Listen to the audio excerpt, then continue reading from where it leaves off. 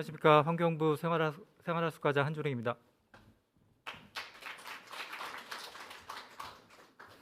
목차는 이렇게 하도록 하겠습니다.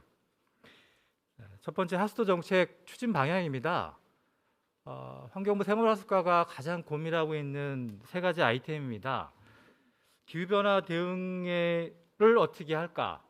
그리고 또 앞서 말씀해 주신 김성희 의원께서 말씀해 주신 시설 노후화 부분에 대해서는 또 어떻게 할까? 또 탄소 중립이라는 방향에 있어서 하수관을 또 어떻게 해야 될까? 이런 세 가지 큰 문제점을 갖고 있고요. 더불어 한두 가지 더 말씀드린다고 하면 하수의 본래 기능인 생활위생과 그다음에 빗물에 의한 재난 대응 그리고 오염 제어입니다. 그동안 하수도가 사실은 오염 제어 중심으로 진행이 되어 왔는데 기후변화라는 새로운 길목에 있어서는 결국은 재난 대응과 탄소 중립이라는 중요한 큰 또 맥을 저희가 또 이뤄내야 되는 그런 상황에 직면해 있습니다. 첫 번째, 스마트 하수도입니다. 저희가 스마트 하수도를 여러 가지 방향이 있지만 큰 틀에서는 발생과 수집, 이송, 처리, 그리고 재이용 자원화까지 큰 그림을 그려놓고 이제 한 발짝 시작을 하고 있습니다. 현재는 저희가 스마트 하수도 정책은 처리에 집중이 되어 있지만 향후에는 큰 그림 틀 속에서 계속 만들어 나가도록 하겠습니다. 스마트 하수도 사업 규모입니다. 3천억 정도의 이상 또 국고가 2,230억 원이 투입되는 스마트 선도 사업을 현재 진행을 하고 있습니다. 스마트 처리장 분야 그리고 스마트 하수관로의 도시 침수 대응과 악취관로, 스마트 자선관리 분야로 현재 총 사업 개수가 35개소 진행을 하고 있습니다. 첫 번째, 하수처리 진흥화입니다. 진흥화 사업은 당초에 국내적으로 많이 진행을 하고 있고 저희 대한민국도 현재 시범 사업을 거쳐서 조금 더 확대된 사업을 진행을 하고 있습니다. 전체 예산 규모는 483억 원, 그래 크지는 않지만 스마트 진흥화를 통해서 하수처리장 진흥화를 통해서 데이터 수집의 자동화, 빅데이터 분석, 또 시설의 자동 대여 등을 할 수 있습니다. 의원님 혹시 의정활동 바쁘시지 않나요? 제가 너무 떨려서 의원님 안 계시면 편하게 말씀드려야 되는데 너무 떨려서. 스마트 하수 처리장입니다. 여러분들 다 아시는 내용이라서 제가 일일이 이걸 설명드리는 것 자체가 굉장히 부담스럽기는 합니다. 사실은 저는 스마트 하수장 부분에 있어서는 결국은 이제 지능화 운전이라고 생각을 하고 있습니다. 이 지능화 운전을 통해서 에너지를 절감을 하고 최적의 운영을 통해서 최적의 수질을 만들어내는 그러한 장치라고 생각을 하고 있고요. 이 사업을 통해서 하수처리장 운영 인력이 줄어들거나 하지는 않다라고 생각을 하고 있습니다. 다만 처리장을 최적화 운영을 했을 때 기기 장비에 대한 장수명화를 할 수 있고 또 에너지 절감을 통해서 탄소 중립을 약 8% 정도 실현할 수 있는 중요한 수단이라고 생각을 합니다.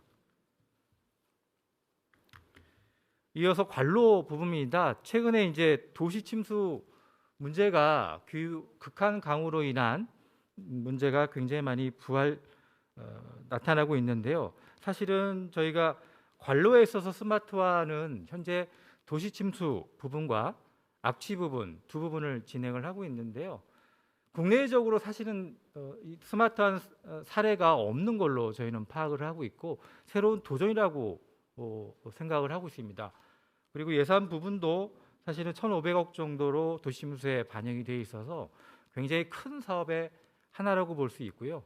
또 환경부와 생활하수과에서는 굉장히 리스크한 과제라고 생각을 했습니다. 다만 이러한 도전적인 과제를 통해서 스마트 하수도화가 좀 더 발전될 수 있는 그러한 계기가 되지 않을까 생각을 하고 있습니다. 앞서 말씀드린 악취 분야입니다. 제가 하수도 기능 중에 생활환경, 생활위생 쪽을 말씀드렸는데 사실은 과거의 생활위생 부분은 하수도를 통해서 다 해소가 됐지만 함유식 하수 관로로 인한 악취 문제는 여전히 특광역시의 가장 큰 주민의 삶과 생활에 가장 밀접한 문제거리로 작용을 하고 있고요. 특히나 서울의 남대문이나 이런 데를 외국 사람들이 방문했을 때 악취 문제 때문에 한국은 조금 더 매력적인 도시가 아니지 않느냐라는 그런 말씀들을 많이 하시기 때문에 사실 저희가 하수도 기능 중에서 최근에 앞으로 이제 악취 문제에 대해서는 가장 신경을 많이 써야 될 분야라고 생각을 하고 있고요.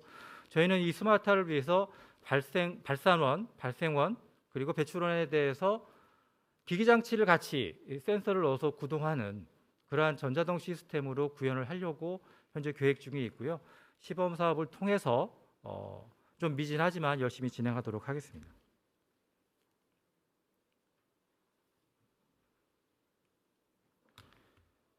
스마트 하수도에서 마지막 과정입니다. 하수도 자산관리 체계 구축인데 저는 개인적으로는 하수도 업무 담당을 하면서 자산관리 업무에 대해서는 꼭 스마트화가 좀 필요하다라는 생각을 하고 있습니다.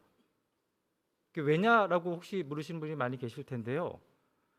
하수도 업무 하면서 담당자들이나 전문가들 이렇게 만나보면 실제 지자체 담당자들은 하수도가 어디 깔려 있는지, 얼마나 됐는지, 뭐가 문제인지 이런 부분에 대해서 파악이 잘 안 된 분야가 사실은 관로와 특히나 땅속에 있는 관로 부분입니다. 그래서 이 자산 관리를 통해서 현재 땅속에 있지만 그 우리 인체의 그 정맥과 같은 그 혈관이 현재 어떤 상황이고 언제 만들어졌고 언제 또 교체를 해야 되는지 최적의 의사결정을 할 수 있는 가장 중요한 수단이고요. 이 시점에 제가 하수도 전문가분들한테 한 가지 질문을 한번 드리고 싶어요. 우리나라 하수도 자산이 얼마 정도 될까요? 우리 김건아 회장님한테 한번 여쭤볼게요. 네? 제가 이거 상업수협회 공단 뭐 이렇게 수공 뭐 이렇게 전문가들 만날 때마다 여쭤보는데 막상 대답을 못 하더라고요. 이게 자산 관리가 왜 필요하냐에 대한 극명한 대답이 아닐까 싶어요. 그래서 제가 공단이나 이런 데 통해서 한번 좀 물어봤어요. 제가 한번 계산해 보려고. 그래서 신설 기준으로 따진다고 하면은 약 300조에서 400조 차이가 될 거라고 저 혼자 떠들고 있습니다. 굉장히 큰 예산입니다. 400조 예산이 현재 지하와 처리장에 지금 깔려 있는 상황이라고 저는 판단을 하고 있고요. 저희 하수도 예산이 혹시 얼마인지 아십니까? 우리 권수열 교수님.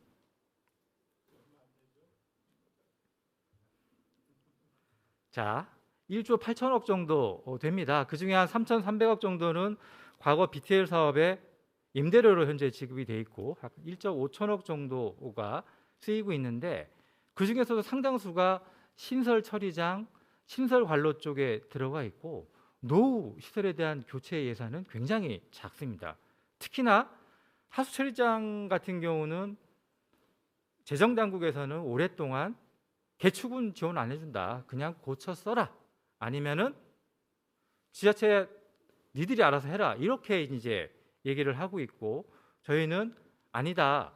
다른 시설도 다 교체 비용을 지급하는데 왜 유독 처리장만 안 주느냐 얘기를 하면 처리장 예산이 100조가 넘습니다. 물론 관로가 더 많긴 합니다. 100조가 넘는 예산을 저희가 90년대 전후반에 한꺼번에 지었는데 이게 또 35년 지나면 30년 되는 게 기하급수적으로 늘어납니다. 그 예산을 또 준다라고 생각하니까 재정당국 입장도 충분히 이해가 가는 대목입니다. 앞서 김성호 의원님께서 현대화는 꼭 필요하다. 하지만 스마트하게 현대화를 해야 된다라는 말씀에 저희도 적극 동의를 하고 김성호 의원님을 열심히 모시고 현대화를 이뤄나가도록 하겠습니다. 그 밑바탕이 결국은 이 자산 관리를 통해서 앞으로 일어날 수 있을 거다라는 생각을 하고요. 이 자산 관리를 통하면 전국의 어떤 자산이 얼마만큼 노후화되어 있고 어느 정도 상태인지를 한눈에 볼 수 있는 상황이 벌어질 수 있습니다. 그래서 저희가 한 10년, 20년 하수도 자산 관리를 하려고 열심히 노력을 했지만 아직까지 실현을 못했습니다. 이번 스마트화 사업을 계기로 해서 꼭 실현시키도록 하겠습니다.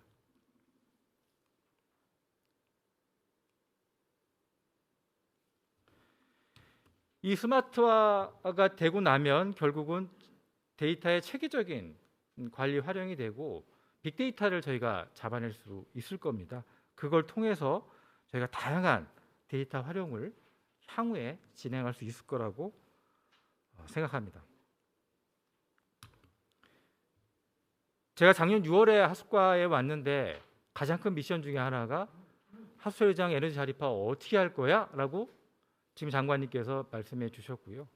저희가 관련 용역을 전역해 보니까 현재 산업 부분에 쓰는 에너지 중에 0.7% 이거를 사실은 원전으로 따지면은 구형 원전 1기 정도 되는 전력을 하수처리장에서 소모를 하고 있습니다. 그 이유는 첫 번째는 하수처리장의 방사용 규정이 늘어나면서 계속 전력 사용을 많이 해야 된다라는 게 첫 번째 있고요. 두 번째는 노후화되고 고쳤으니까 고효율 저에너지 그런 이제 장비들이 충분히 많이 있는데도 불구하고 아직까지도 전기가 많이 소모되는 그러한 장비나 공정 이런 것들을 사용하고 있다.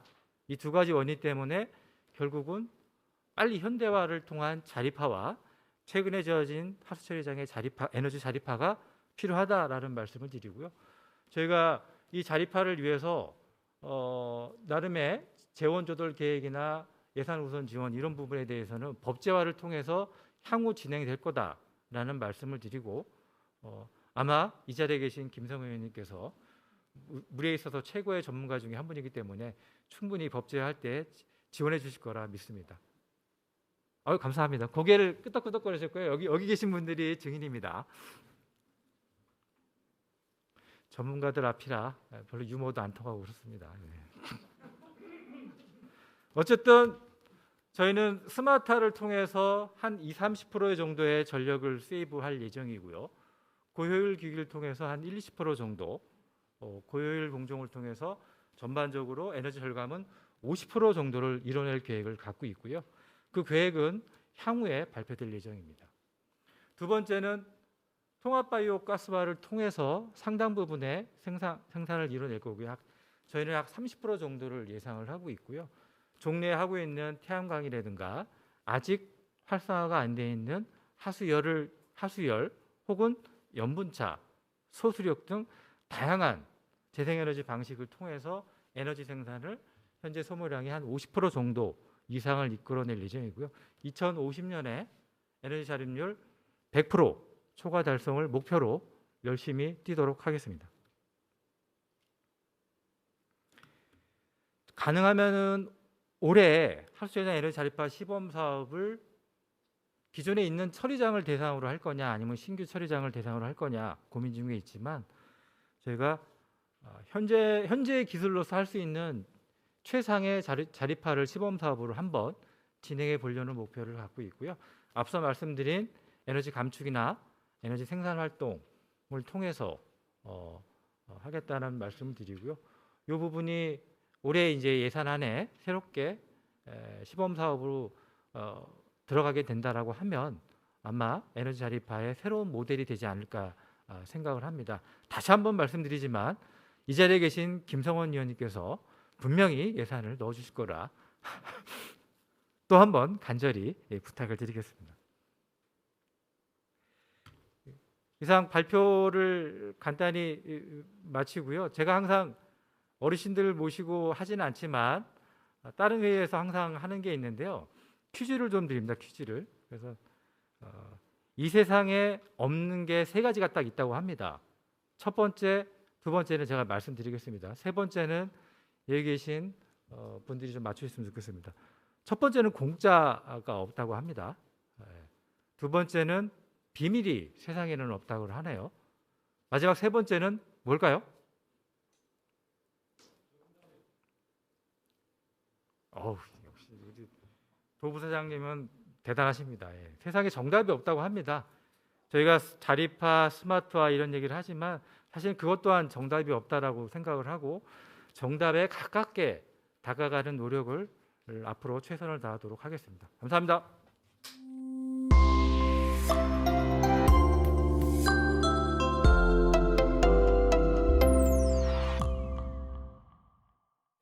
일단 이렇게 초대해 주셔서 감사하고요. 그리고 또 바쁜 의정 활동에도 불구하고 이렇게 계속 자리 지켜주신 김상원 의원님, 그 다음에 처음 발표를 아주 스무스하고 재밌게 잘 이끌어 주신 우리 한준욱 과장님, 오늘 이 자리의 무게를 실감 느꼈습니다. 우리 과장님께서 아주 리딩을 잘해 주셔가지고요.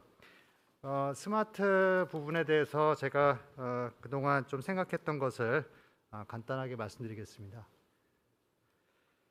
발표 순서는 보는 바와 같이 있고, 그래서 하수 처리 시설에 대한 부분은 이제 뒷부분에 있고, 앞부분에는 통합물 관리, 탄소 중립 부분을 좀 말씀드리겠습니다. 아마 이 발표를 아마 전문가들은 한 3번째 보신 분들도 계실 수 있는데, 나름대로는 좀 새롭게 각색을 좀 해봤습니다. 일단 도시 발전에 보면은 로마 시대부터 하수도는 있었고요. 근데 보니까 영국 같은 경우는 지금 한 900만 정도인데, 서울도 사실은 찾아보니까 죽어 있는 한 900만 정도를 지금 수용하고 있더라고요. 그러니까 지금 현대 하수도 시설이 없다면 지금과 같은 큰 메가시티라고 부르는 그 어떤 인류가 발명한 것 중에 가장 멋진 게 저는 도시라고 생각하는데, 하수도가 도시를 지원해주는 아주 중요한 인프라다, 그 말씀을 드리고 싶습니다. 환경부가 물 분야에 대해서 사실은 이제 원래 목적은 수질을 깨끗하게 하고, 그 다음에 또 하수도 같은 경우, 국내 같은 경우 함유식이 있을 경우에는 이제 도시 침수를 방지하는 방제 기능도 있습니다. 그래서 하수도법에 보면 그 2가지가 되어 있는데, 최근에 이제 환경부가 이제 탄소 중립, 근데 탄소 중립이 조금은 미티게이션, 온실가스 저감에 좀 집중되어 있는 것 같습니다. 그런데 막상 지구에 어떤 기후 변화가 생기면 적응이 되게 중요하고요. 그 적응의 대부분은 물과 관련된 부분입니다. 그래서 물 관리 부분, 하수도 부분에서 여전히 적응에 좀 더 집중을 해야 된다. 그 부분은 나중에 말씀드리겠습니다. 지금 과장님께서는 0.7%의 전력이라고 얘기를 하셨고, 온실가스도 한 그 정도 되는데요. 그게 작다고 보면 작을 수 있고 크다고 보면 클 수 있습니다. 근데 이제 하수도를 하고 있는 저희들 입장에서 어떤 느낌이냐면, 없는 살림에 이렇게 열심히 일을 해왔는데 여기서 이제 이걸 또 줄이라고 하니까 정말 힘들다라는 게 이제 산업체에서 나오는 의견들입니다. 그래서 이런 부분들을 국회나 정부에서 조금은 현장의 그 체감을 좀 이해해 주셨으면 하고요. 그럼에도 불구하고 우리 하수도 하시는 분들이 애국심이 강하십니다. 그래서 그래도 한번 가보자, 국가가 원하니까. 그래서 에너지 자립률을 좀 높이자. 그리고 우리가 에너지를 뽑을 수 있는 자원이 음식 폐기물, 하수 슬러지 이렇게 있는데, 사실은 축산 분뇨가 훨씬 많습니다. 그래서 축산 분뇨를 이용해서 바이오가스를 뽑는 쪽을 좀 해보자라는 얘기들이 이제 전문가들이 하고 있고, 환경부에서도 그런 방향으로 잡고 바이오가스 그 시설을 아마 보급하는, 확대하는 그런 정책을 하고 있는 걸로 알고 있습니다. 그런데 이제 아까 과장님께서도 말씀하신 바와 같이 저도 이제 물 분야의 이제 전문가로서 사실 책임을 통감하는 부분은 참 아직도 녹조가 있고요. 그리고 아직도 강남역에서 침수가 있고요. 아까 과장님께서 말씀하신 바와 같이 남대문에 악취가 있습니다. 그러니까 지금부터는 우리가 이 문제를 정말 풀겠다라고 하는 결기를 가지고 접근을 해야 될 것 같습니다. 그동안 스마트도 좋고 탄소 중립도 다 좋은데 제가 보기에는 국민들이 체감하는 문제를 해결하는 성과를 내지 않으면 지금부터는 좀 힘들다고 생각합니다. 그래서 탄소 중립에 하수도가 참여하는 게 좋냐 마냐 그런 논의들이 있었지만, 제가 보기에는 탄소 중립 기회를 이용해서, 국민들이 원하는 탄소 중립 기회를 이용해서 우리가 국민들이 원하는 수질 답보, 그 다음에 안전한 그 도시 물 관리를 이루는 게 중요하다고 생각이 됩니다. 그런데 우리가 깰 수 없는 원칙이 있어요. 수질을 개선하려면 에너지는 더 쓸 수밖에 없습니다. 그러면은 우리가 완전하게 화석연료에서 벗어나지 않고서는 당장 수질을 개선하거나 우리가 원하는 미량 오염물질을 제거하거나 선진국 수준의 수주를 하기까지는 힘들어지는데 국민들은 사실은 탄소 중립보다는 더 깨끗한 물을 원하고 있습니다. 한강에서 수영하길 원하고 있고 한국에 있는 물이 더 깨끗해지길 원합니다. 자, 그런데 이제 탄소 중립을 해야 돼요. 그래서 이제 현재까지 제일 스마트한 시스템은 제가 봤을 때는 생물 시스템인 것 같습니다. 일단 거기서 몇 가지 원칙을 보면 일단은 에너지는 위에서 아래로 흐릅니다. 우리 생태계는 낮은 거에서 높은 거로 하는 걸 잘 안 합니다. 그러니까 될 만한 일만 합니다. 첫 번째, 그러니까 선택을 잘해야 되고요. 두 번째는 포도당에서 우리가 ATP를 38개를 얻을 때 우리 몸에서 2개 ATP를 먼저 씁니다. 2개를 투입하고 38개를 얻어요. 그러니까 되게 복잡한 시스템이지만 보시다시피 결과적으로는 이익을 얻습니다. 그러니까 복잡해지더라도 우리가 얼만큼 더 얻을 것인가, 그게 스마트한 것 같습니다. 복잡해지는 것이 그게 스마트하지 않은 게 아니라 복잡함에도 불구하고 우리가 더 얻을 수 있다면 글로 가야 되는 것 같습니다. 그 다음에 우리가 잘 안 하고 있는 것 중에 하나가 있어요. 사후평가. 일이 끝나고 나서 그거에 대한 평가를 해봐야 돼요. 그 책임을 묻기보다는 지금부터는 옛날에 우리가 했던 것 중에 하수 광고도 그렇고 여러 가지에서 정책이나 기술에서 우리가 잘못한 것들을 한번 다시 볼 때인 것 같습니다. 그리고서는 환류를 해야 될 것 같아요. 우리 생명체는 이거를 되게 잘합니다. 그래서 그렇기 때문에 생명체는 스마트하고 폐기물을 만들지 않고 에너지를 외부에서 많이 갖고 오지 않고도 지속 가능한 것 같습니다. 자, 그 프린시플로 LA 경우를 잠깐 말씀드리면 LA 경우는 첫 번째 왼쪽에는 그 물 중립을 선언했어요. 과감하죠. 그리고서는 그 물을 RO로 처리를 해요. 그리고서는 그걸 갖다가 자연에다 다시 주고 그 자연에서 다시 물을 수거해서 사람들한테 물을 공급합니다. 에너지를 우리보다 한 10배나 20배를 더 씁니다.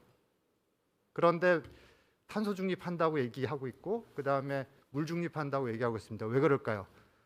이유는 밑에 보시는 바와 같이 그 지역에 사람들이 수영할 수 있을 정도의 물 환경을 회복해주고 그 다음에 관광 자원을 살려주고 그 다음에 지역의 경제가 살아나기 때문에 거기 사는 그 LA의 시민들은 저 시장이 멋있는 거예요. 그러면 저 시장을 또 지지하고 더 강한 환경 정책이 나올 수 있는 배경이죠. 시카고의 사업도 마찬가지였고요. 그래서 그 드리고 싶은 얘기는 그래서 제가 생각하기에 탄소 중립을 우리가 고민한다면 일단은 기후 위기 적응에 물 관리가 일단 우선권, 방제 부분에 대해서는 우선권을 가져야 된다. 뭘 하던 간에 홍수가 나거나 하는 부분은 막아야 된다. 두 번째는 탄소 중립을 하려면 서울같이 거대 광역 시스템은 효율성이 없고요. 결국은 분산화로 가야 됩니다. 이제 이 부분이 이제 큰 결정이 필요한데 결국은 분산화로 가긴 해야 됩니다. 이론적으로. 일단 세 번째는 자연을 모방해서 우리가 지혜를 얻어야 되고요. 마지막에는 아까 보신 바와 같이 우리가 이때까지 보면 우리 그 물산업이 잘못한 것 중에 하나가 뭐냐면 교수들도 마찬가지고 국회의원님들하고 환경부만 쳐다봤어요. 근데 이분들을 누가 결정하냐면은 국민들이 결정해요. 그러니까 우리 기술자들하고 전문가들이 누굴 봐야 되냐면은 국민들이 뭘 원하고 그 사람들이 어떤 거에 대해서 원하고 뭘 필요한지를 우리가 봐야 되고 그분들을 설득해야 될 것 같습니다. 그게 우리 분야에서 조금 부족했던 분야입니다. 아마도 4대강이라고 하는 그런 트라우마가 좀 있었던 것 같습니다. 근데 지금은 이제 그걸 또 벗어날 시점이 아닌가 싶습니다. 그래서 저희 그 하수도 전문가들이 이제 제시한 게 탄소 중립을 하면서 가는 방법 뭐가 있느냐. 여기 보시면은 첫 번째 2030년도까지는 완전히 탄소 중립은 힘들고 하여튼 최대한 노력은 한다. 그다음에 에너지 자립률은 50%까지는 가자. 그다음에 2단계에서는 미량 오염물질 포함해서 앞으로 신설되는 거는 에너지 자립률 100% 갈 수 있게끔 우리가 기술 개발을 하자. 그런데 탄소 중립으로요. 제가 뒤에 말씀드리겠지만은 우리가 에너지를 이렇게 많이 회수할 수는 없습니다. 오히려 돈은 벌 수는 있어요. 그리고 밑에 미량 오염물질 쪽으로 우리가 더 고도 처리를 가려면 돈이 필요합니다. 그러면 그 돈을 어디서 갖고 올 것인가? 그런 고민이 필요하고요. 저는 오늘 말씀드리고 싶은 것은 탄소 중립도 좋고 에너지도 좋은데 우리 하수도 분야의 경제성 제고가 지금 중요하다. 그래서 이제 몇 가지 정책들을 제안들을 했고요. 환경부에 이미 제출한 내용들입니다. 일단은 탄소 중립 관련해서는 온실가스를 사실 지금 현재 것보다는 훨씬 인벤토리를 바꿔야 된다는 건데 이거는 간단하게 말씀드리겠고요. 그 다음에 물 수요에 맞게끔 하는 부분도 우리가 스마트한 부분에서 노력해야 될 것 같습니다. 이 부분 사실 상수도 쪽의 스마트 기술하고 결국 상수도에서 쓴 거가 하수로 나오기 때문에 그쪽 부분을 이제 스마트하게 컨트롤하는 부분이 필요하고 또 동시에 중수 이용 아까 과장님도 말씀하셨는데 결국은 중수 이용 같은 경우도 좀 더 스마트하게 할 방법이 있습니다. 그러니까 빌딩에서 나가는 그레이 워터를 별도로 분리를 한다든지 그 양에 대해서 파악을 하고서 계획을 세운다든지 아직도 할 만한 일들이 많습니다. 참고로 여기 있는 그 퍼플 라인은 캘리포니아에서 중수도에 사용하는 관들은 다 퍼플로 표시했습니다. 하나의 시민 참여 운동도 끌어내지만 또 재개발할 때 잘못해서 실수하는 것도 막을 수 있고 여러 가지 용도가 있습니다. 그래서 제가 제안드리는 거는 첫 번째는 왼쪽에서는 소변을 우리가 따로 분리를 하게 되면 화장실에서 저기에 질소가 대부분 있습니다. 그러면은 사실 우리가 하수 처리에서 못 하고 있는 것 중에 하나가 질소 처리입니다. 질소 처리를 고도 처리를 더 키우려고 고민들 하지만 시설 확충에 대한 비용과 공간이 없는데 만일에 우리가 소변을 원천적으로 분리한다면 질소에 대한 문제는 상당히 해결할 수 있고 어쩌면 하수 처리 시설에 공간이 여유가 있을지도 모릅니다. 그런 것도 한번 우리가 단기간에 할 수 있는 것 중에 하나는 제도 개혁인데요. 그런 것도 한번 생각해 볼 수 있고요. 그리고는 자연하고 연계한 수처리들에 대해서 제안하고 싶고요. 세 번째는 아직도 우리가 그 원류수 문제가 많습니다. 그래서 미처리 오염 그 하수가 나가고 있는데 분류식임에도 불구하고 나가는 경우들이 있습니다. 이 부분은 이제 중앙대학교의 오재희 교수가 연구를 해서 유형별로 수정하는 방법을 마련했는데 그 뒤에 이제 좀 더 확산하는 사업이 필요하고요. 마지막에는 이제 수질에 대한 그 제도를 좀 더 유연하게 했으면 좋겠다. 탄소 중립도 하고 또 수질도 개선하고 둘 다 하기에는 힘드니 어떤 지역에는 예를 들면은 뭐 특정 오염 물질만 특히 지킬 수 있게끔 해주고 어떤 지역은 대규모 시설은 다 지키게끔 하고 소규모 처리 시설 같이 운영 관리비가 많이 드는 경우는 조금 여유 있게 해서 그 유역의 오염 부하를 총량으로 관리하는 그래서 그 유역의 전체의 오염 부하는 줄이고 그 다음에 실질적으로 우리가 지금 안 되고 있다고 생각하는 소규모 처리 시설에 대해서는 조금 수질 기준을 완화해주고 하는 식으로 우리가 유역 단위의 관리를 하게 되면 기업 입장에서는 대형 사업을 만들 수 있을 것 같습니다. 그러니까 전체를 통합 관리하는 사업들을 통해서 고부가 가치의 사업을 만들고 이를 통해서 저희들이 사업과 기업이 발달하지 않을까 싶습니다. 그래서 이제 시설 관련된 거는 이제 그 지금 말씀드렸던 내용이고요. 화장실에 대한 내용도 여기 있고 그리고 이제 지금 스마트 기술이 필요한 것 중에 하나가 이 중수도라든지 물 재이용하고 수요처를 매칭시켜 주는 게 참 어렵습니다. 거기에 기여를 해야 되고요. 그 다음에 이 물 재이용하는 그 분산화되어 있는 것들과 그 다음에 분산화되어 있는 그 신재생 에너지를 연결시키면 이거야말로 참 좋은 탄소 중립 방안이거든요. 그래서 그거를 연결시켜 주는 걸 보니까 시설의 문제도 있지만 또 그 연결시켜 주는 복잡한 그 복잡계의 문제가 있어서 이거에 대한 것도 연구도 필요하지만 또 정책적인 부분도 있습니다. 그래서 이런 부분을 좀 봐야 될 것 같고 그밖에 바이오가스 뽑을 때 지금 현재 연소 방식으로만 쓰고 있는데 연소 방식은 여러분 교과서에서 배우신 바와 같이 효율이 낮습니다. 근데 연료전지 같은 방법, 퓨엘셀 같은 방법 쓰게 되면 똑같은 바이오가스라도 회수율이 크기 때문에 에너지를 더 많이 뽑을 수 있고요. 그 다음에 하수에 반류수 처리하면서 에너지가 많이 쓰고 있기 때문에 이 부분에 대한 것도 기술 개발이 필요하고 지금 하고는 있지만 좀 더 시범 사업이 필요해 보입니다. 그리고 하수에 있는 유기물을 좀 더 혐기성 소화로 보내서 그래서 에너지 회수율을 크게 하는 뭐 1차 침전조를 바꾼다든지 하는 그런 기술들 많이 제한되고 있는데 시범 사업을 좀 환경부가 좀 더 적극적으로 하기를 바랍니다.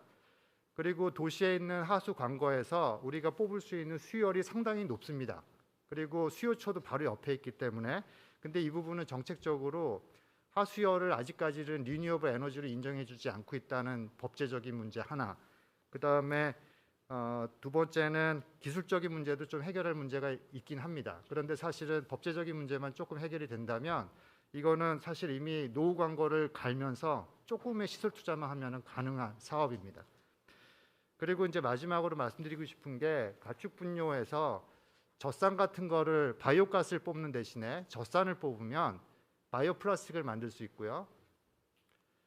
그래서 계산을 해보니까 여기 보시다시피 전국에 있는 가축 분뇨를 다 젖산을 만들거나 회수를 자원 회수를 하면 1년에 7조 원의 순수익, 시설비하고 운영비 빼고요. 물론 가정입니다. 근데 이렇게 되면 이 정도 수익이 생기면 제가 보기에는 가축 분뇨의 그 분뇨를 발생하고 있는 농민들이 자발적으로 참여한다고 생각합니다. 그래서 이런 것들을 좀 더 보급해서 농민들이 자발적으로 참여해서 오염 발생원 관리가 좀 선순환적으로 될 수 있는 정책들이 좀 필요해 보입니다. 그래서 이제 마지막에 이제 말씀드린 것은 이제 정리를 했고요. 유역 단위로 관리하는 게 필요하다는 정리를 했고, 그 다음에 이 복잡한 걸 가르기 위해서는 결국은 이제 디지털 트윈 같은 기술을 접목하는 기술들이 필요하다. 저는 앞에서는 시설에 대한 말씀을 하셨지만 저는 유역 단위로 그 유역 하수도를 종합적으로 관리하는 게 필요하다라는 메시지를 드리겠습니다. 시간 관계상 저는 여기서 마무리하도록 하겠습니다. 감사합니다.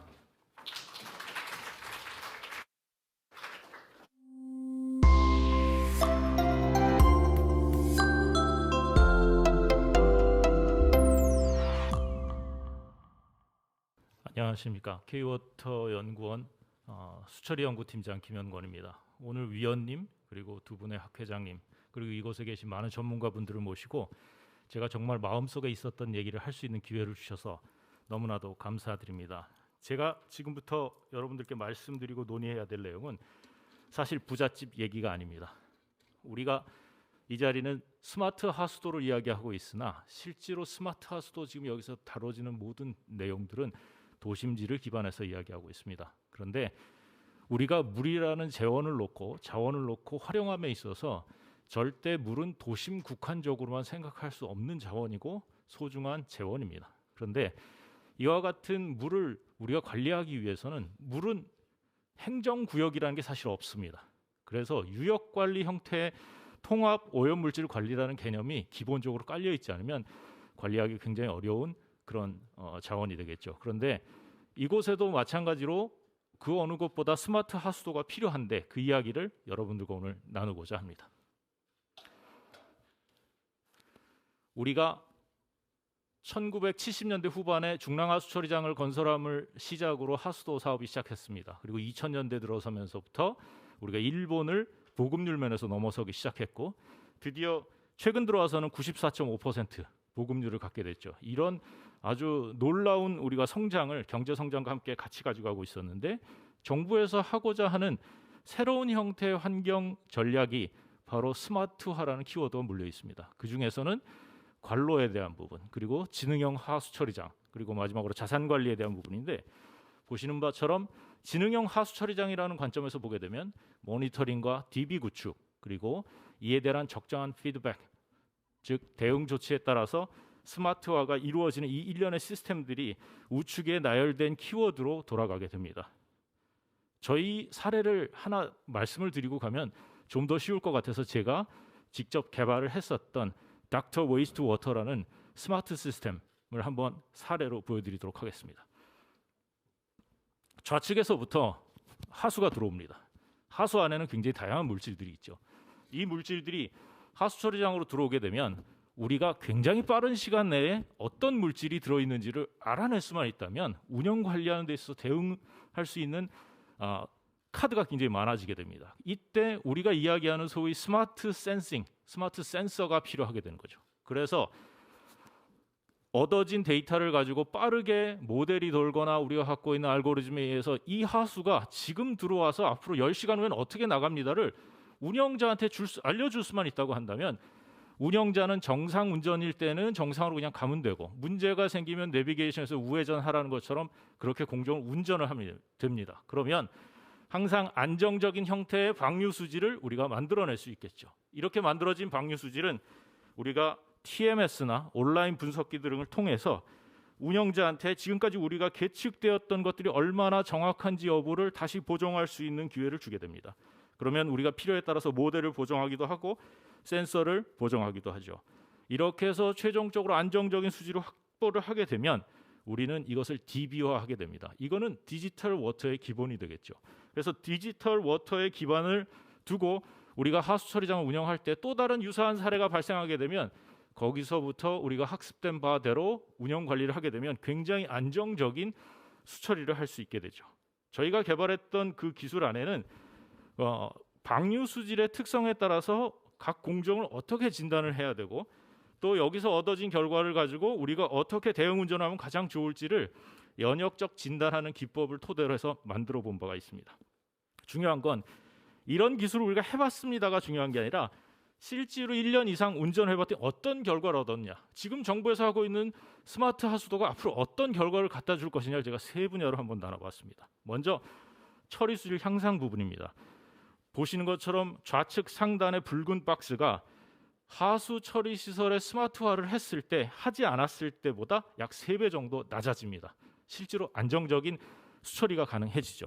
그리고 공정의 안정성이라는 부분에 있어서 방류 수질 기준, 즉 우측에 있는 테이블에서 붉은색을 보시게 되면 스마트 시스템이 도입되기 전보다 도입된 후에 수질 기준을 초과하거나 우리가 가상으로 그어놓은 수질 기준에 접근하는 빈도가 역시 스마트 시스템이 도입되게 되면 그 빈도가 줄어듭니다. 그만큼 안정적인 운영 관리가 가능하다는 그런 결과를 얻을 수 있었고, 무엇보다도 맨 밑에 있는 그림 보시게 되면 여기에 이렇게 그래프가 있습니다. 이게 뭘 의미하냐면 가장 최적 공정을 운영할 수 있게끔 유도를 했을 때 얻어지는 전력비 세이브된 퍼센트입니다. 최대 35%까지 1년 동안 운전해봤더니 우리가 줄일 수 있었다라는 스마트 하수도의 순기능을 보았습니다. 분명히 매력적인 그림이었습니다. 그런데 이 그림 안에는 사실 두 가지의 그림이 있습니다. 앞에 보신 것처럼 헐크라는 애니메이션 주인공이 있죠. 좌측에는 스마트 하수도의 순기능입니다. 신속하고 정확한 정보를 제공하고 DB화할 수 있고 높은 경제성을 담보할 수 있다는 매우 큰 장점이 있으나 오른쪽으로 가게 되면 실제 운영자들이 느끼게 되는 피로감, 그리고 지금까지 개발됐던 시스템들이 비정상 상태에 대한 해석, 좀 과학적인 얘기가 될 수도 있겠습니다만 그런 부분에서 우리가 많은 경험치를 갖고 있지 못하다 보니까 100% 완벽한 솔루션이 되지 못한다. 이럴 때 어떤 문제가 생기면 책임은 누가 지어야 되는 것이냐라는 문제들도 발생하게 되는 거죠. 우리는 이것에 대해서 다 알고 있어야만 합니다. 뿐만 아니라 제가 여기서 이야기하고자 하는 소규모 하수처리 시설은 다음 그림과 같은 다른 문제도 또 가지고 있습니다. 뭐냐?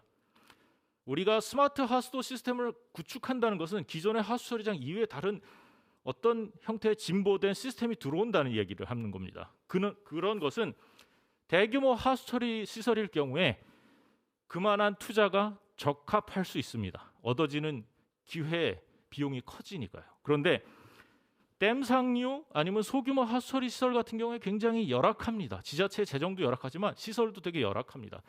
그런 곳에 과연 우리가 기존의 스마트 시스템을 그대로 갖다 놓는다고 한다면 그게 과연 적합할 것인가, 우리가 이 자리에서 고민해 봐야 됩니다.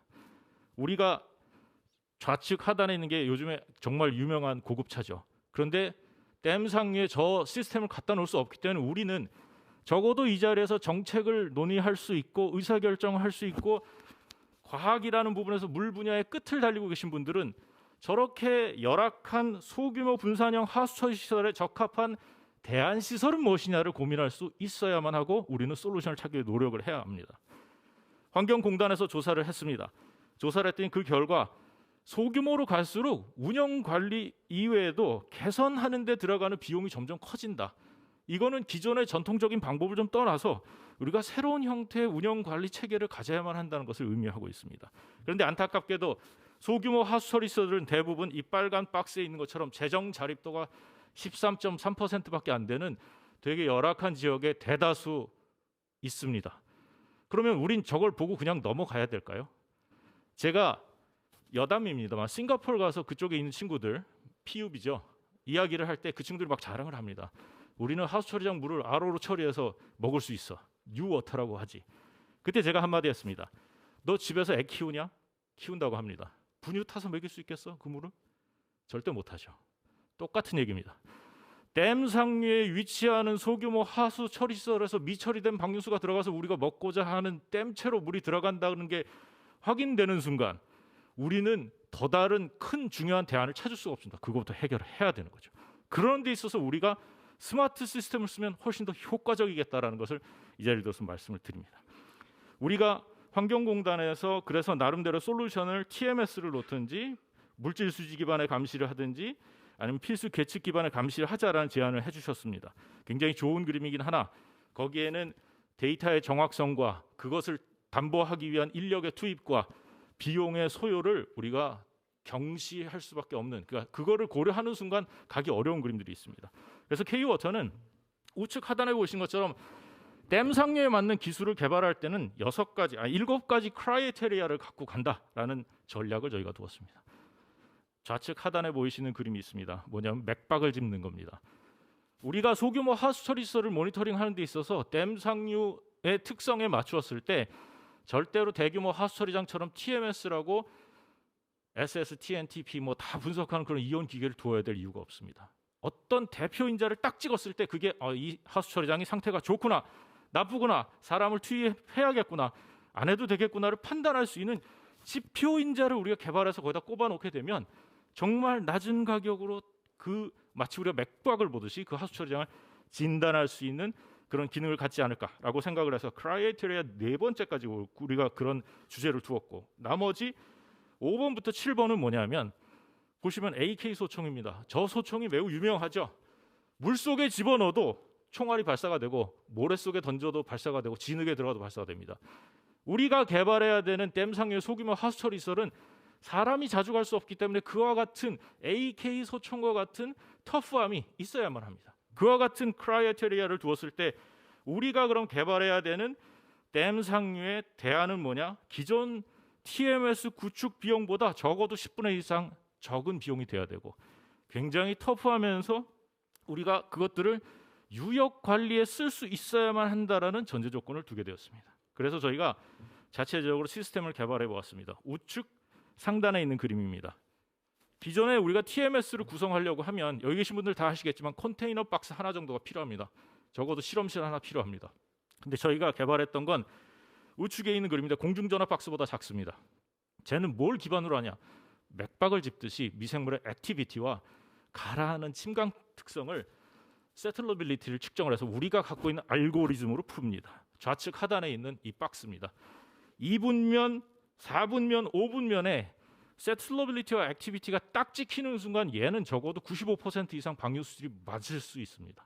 저희가 3년 동안을 추적을 하면서 데이터를 얻었습니다. 그래서 우리가 댐 상류에 어떤 문제가 있다라고 할 때 그것들을 알기 위한 기술로 기존의 어마어마한 시설이 아니라 이와 같이 미생물 지표나 공정을 대표할 수 있는 어떤 기가 막힌 인덱스를 뽑아서 우리가 우리만의 알고리즘을 구현한다면 TMS의 기본적인 목표가 부과를 하고 인포스먼트를 강요하기 위한 게 아니라 사실은 자체적으로 알아서 잘 가게 하기 위함이라는 그런 선도적이고 궤도적인 부분이 갖고 있다고 한다면 우리는 충분히 대안 스마트 기술을 댐 상류에 적용할 수 있어야만 하고 그런 고민을 할 수 있어야만 합니다. 특히나 우측 하단에 있는 건 좌측 하단에 있는 이 그림이 하수 처리장의 상태를 진단하고 판단하는 지표 인자를 보여준다고 한다면 우측에 있는 건 SSTNTP 뭐 이런 것들을 보여주는 게 아니라 NTU 하나를 찍어서 얘를 다른 것들로 펑션으로 돌렸을 때 우리가 알고 싶어하는 TMS를 찍어내는 그런 연구를 했던 겁니다. 방법은 사실 생각보다 좀 쉬운데 저희는 그래서 현장에 TMS를 구축하지 않고도 방류 수질이 어느 정도 나가고 있고 하수 처리장은 정상이다 아니다 여부를 추적 관리할 수 있는 시스템을 개발을 했습니다. 그래서 저희가 모 지역에 구상하고 있는 그림입니다. 여기가 댐입니다. 댐 상류 마을 하단에 맨홀에 정말 센서 하나만 박아서 대충 이 정도면 어느 정도 발생하겠다라는 정보를 확인하고 거기에 결과가 메인 시스템으로 오고 거기서 4-5시간 후에 하수 처리장으로 도착했을 때 이 하수가 지금 이러한 상태로 운전이 되면 어떤 방류 수질이 나오겠느냐를 우리가 정상 여부를 판단받아서 문제가 있을 거라고 판단되면 그 다음 자연 친화적인 시설, 우리는 에코 필터링이라고 부릅니다. 이런 곳으로 넘겨서 보다 더 안정적인 수질 형태로 댐 상류로 유입될 수 있게끔 만들 때 이것을 유역 관리 형태로 적어도 수자원공사는 그렇게 가야 된다고 믿고 있습니다. 그래서 마지막 그림입니다. 이 그림에 보시는 것처럼 댐이라는 유역으로 들어오는 다른 행정구역을 넘어서 들어오는 다양한 하수 처리장도 이 유역을 기반으로 평가를 할 수 있는 시스템을 AI 기반으로 두고 이것들이 그냥 단순히 물만 처리하는 것이 아니라 친환경적 시스템을 이용함으로써 지역 주민에게 물을 다시 공여할 수 있는, 제공할 수 있는 이런 유기적인 형태의 시스템을 우린 댐 상류의 스마트화라는 기술을 통해서 구현해야만 한다고 봅니다. 이를 위해서는 좌측에 보시는 것처럼 제일 먼저 중요한 건 기존 시설의 정비는 무조건 필요하다고 봅니다. 그래서 기존 설비의 기능을 정상화하고 앞서 말씀드린 대안 기술을 우리가 보다 더 많은 형태로 개발을 해서 선택적으로 사용할 수 있게끔 시장을 활성화시키고 마지막으로 이것들을 운영할 수 있는 기본적인 역량을 업그레이드 시킬 수 있는 그런 교육과 제도를 만들면 우리 여기 계신 모든 분들이 바라는 가난한 지역, 댐 상류의 소규모 하수 처리 시설에 안정적인 수질 확보와 지능화를 할 수 있는 스마트 기술을 확보할 수 있지 않을까 생각해 봅니다. 이상 발표 마치겠습니다.